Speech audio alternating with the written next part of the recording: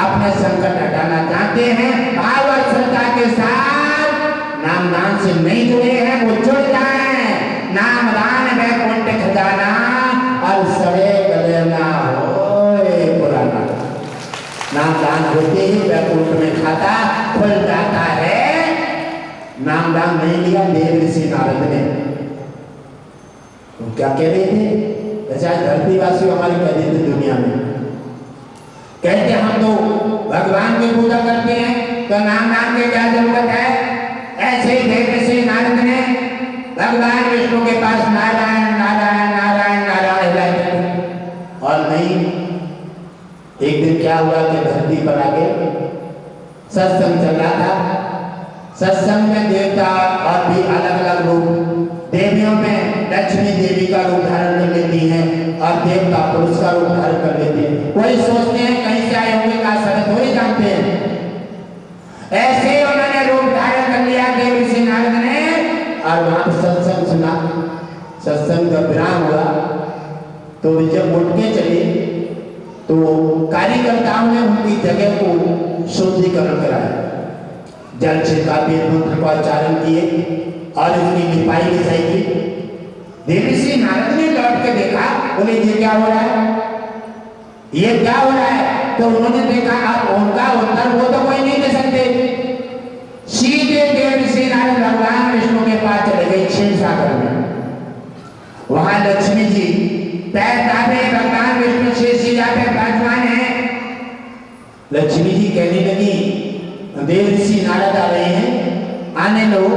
अरे कोई संकट में डेरा उनके मस्तक पर डाल दिया इसलिए समाधान कराने आ रहे।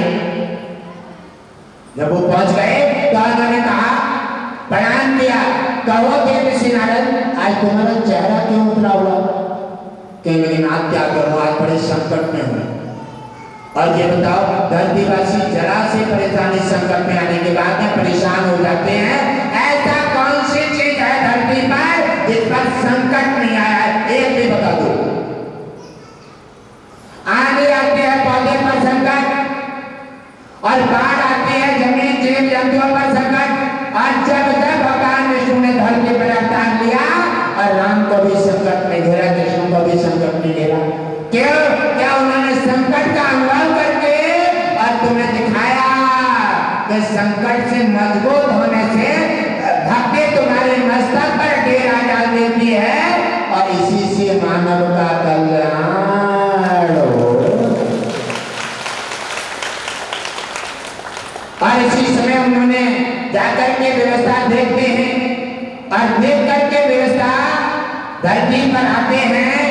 ऐसे देवता देव ऋषि नारद ने कहा और उनसे पूछा, कहने लगे देव ऋषि नारद, अरे नाथ ये बताओ सब लोग बैठे थे, किसी का शुद्धिकरण नहीं कराया गया और मैं ही क्या इतना अपराधी हूं, मैं ही इतना गंदा हूं जो मेरा शुद्धिकरण कराएगा मेरी जगह वहां पर अपवित्र हो गई।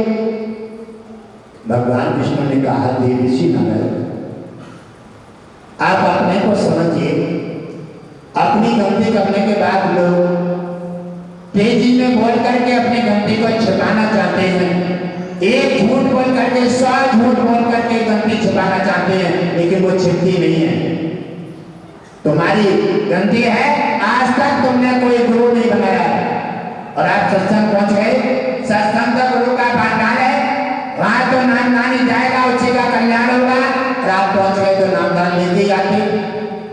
कहने लगे नाथ ये बताओ भगवान विष्णु दुनिया बनाने वाले और तुम्हारे अलावा और कौन है बड़ा, और फिर तुमसे बड़ा गुरु है? भगवान विष्णु ने कहा एक बार तो मैंने तुम्हें क्षमा कर दिया है और दोबारा गुरु के बारे में बोले। गुरु का निरादर, काय सनातन का निरादर, ये मुझे बर्दाश्त नहीं है। देव ऋषि नारद सोचने की बात है। कहने लगे नाथ फिर हमारा आधा जीवन बेकार हो गया। कहने लगे हाँ बिल्कुल, ये तो सुरक्षित है कि आपका जीवन बेकार हो गया। अब क्या करें?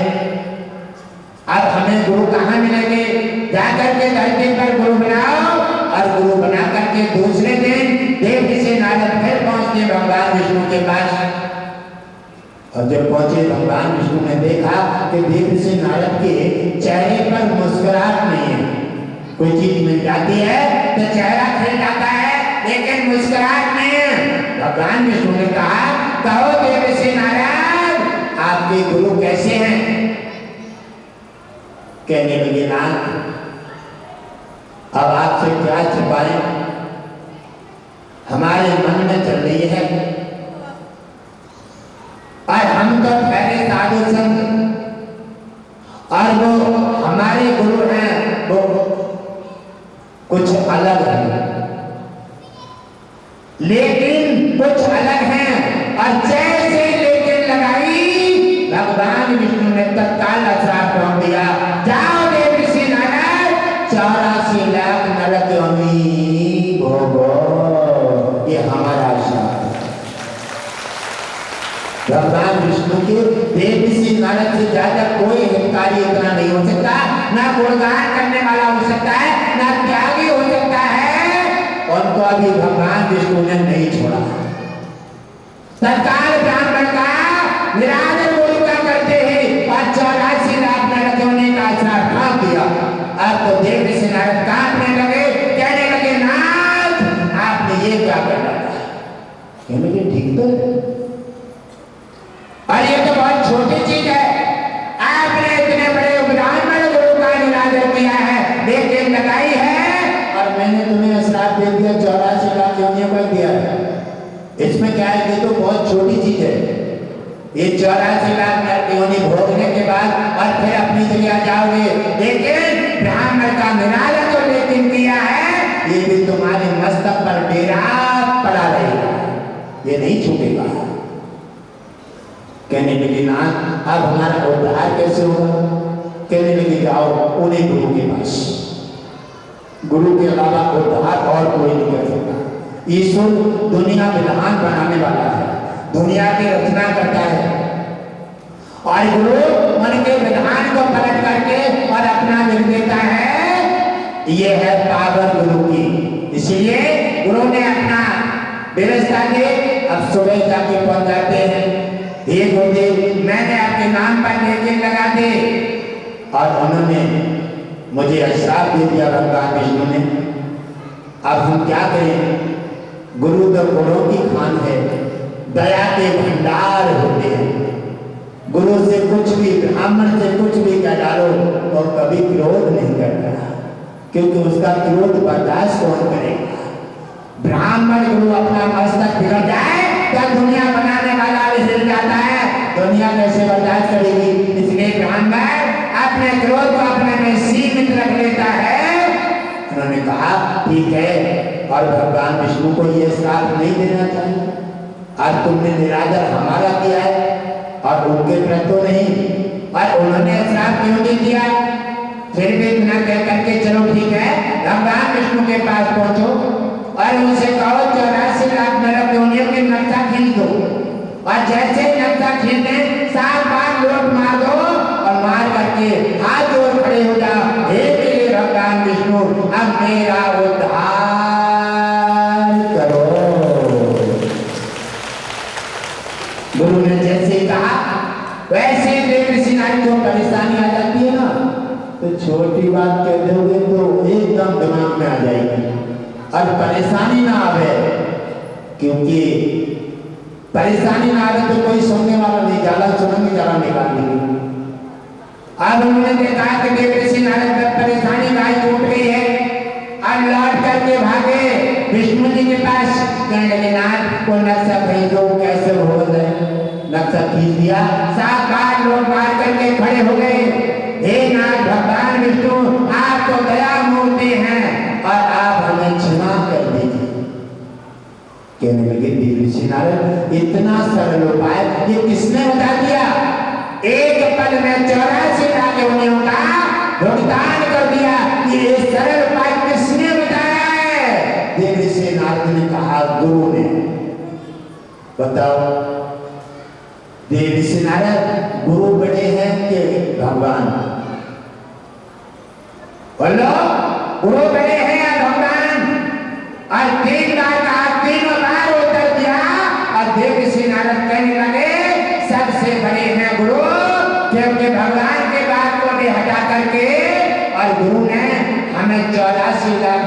बदनामी से छुटकारा देने का जो कार्य किया है, गुरु से बड़ी कोई धरोहर नहीं है।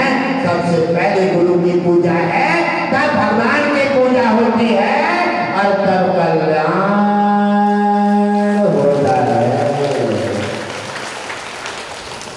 उसी समय देवी श्री नारायण का उद्धार हो जाता है और नारायण नारायण करते हुए धरती पर आ जाते हैं।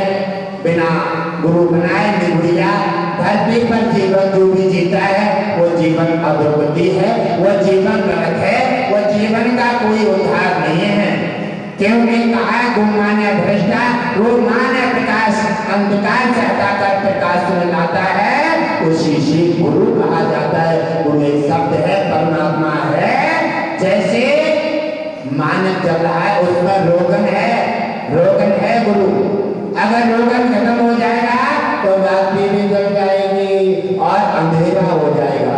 ऐसे बिना गुरु के आत्मा में अंधेरा रहता है, घर में अंधेरा रहता है, प्रकाश नहीं होता और इसी प्रकार से कल्याण नहीं होता। इसलिए गुरु ब्राह्मण की पूजा, उनका आदर, उनका सम्मान, उनका सत्कार करना बहुत जरूरी है, क्योंकि मानव जीवन में पहली धरोहर है। भगवान विष्णु कहते हैं मैं नहीं, वो कहते हैं ब्राह्मण की पूजा मेरे से पहले पूजा है। ब्राह्मण का आदर सत्कार सम्मान करो, उसी पूजा सत्कार सम्मान से मैं प्रसन्न हो जाऊंगा और उसी से तुम्हारा कल्याण होगा।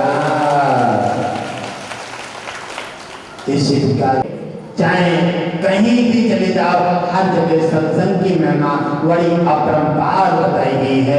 एक सत्संग सुनने से नाना प्रकार के अपराधों का सफाया हो जाता है। कोई भी कहीं समाधान ना हो, सत्संग का नियम बना लो और गुरु बना करके और सत्संग का नियम का पालन करो और सत्संग करो।